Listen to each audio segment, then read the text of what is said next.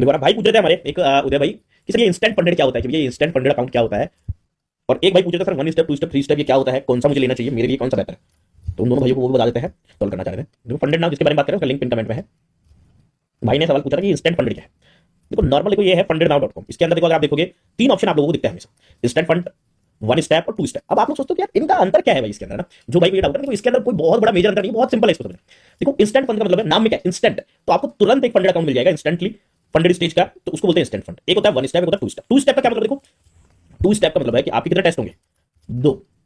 1 step का मतलब है आपका कितना टेस्ट होगा, 1। और इंस्टेंट का मतलब है आपका कोई टेस्ट नहीं होगा। ये अब आपको टेस्ट क्या है, टेस्ट क्या है, जब भी आप फंडेड अकाउंट खरीदो, मान लो आपने 2 स्टेप 5K का अकाउंट खरीदा, अभी आपको 5,000 खरीदना पड़ता, तो आपको क्या मिलेगा, $5,000 का अकाउंट मिलेगा, मतलब क्योंकि यहाँ डॉलर टर्म में मिलता है डेफिनेटली, क्योंकि बाहर की कंपनी है। तो $5,000 का मतलब हो गया 5 लाख रुपए तरीके से।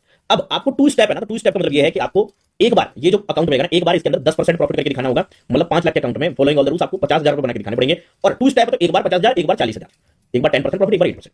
अगर आपने 1 स्टेप अकाउंट लिया तो आपका एक ही टेस्ट होगा, आपको कंपनी डेमो अकाउंट देगी, उसमें एक बार आपको 10% प्रॉफिट बना के दिखाना होगा।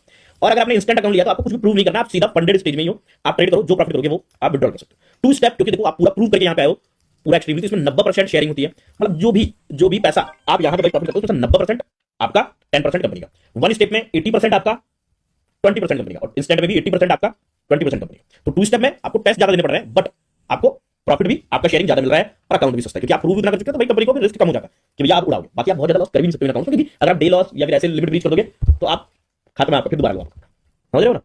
तो ये सिस्टम रहता है भाई।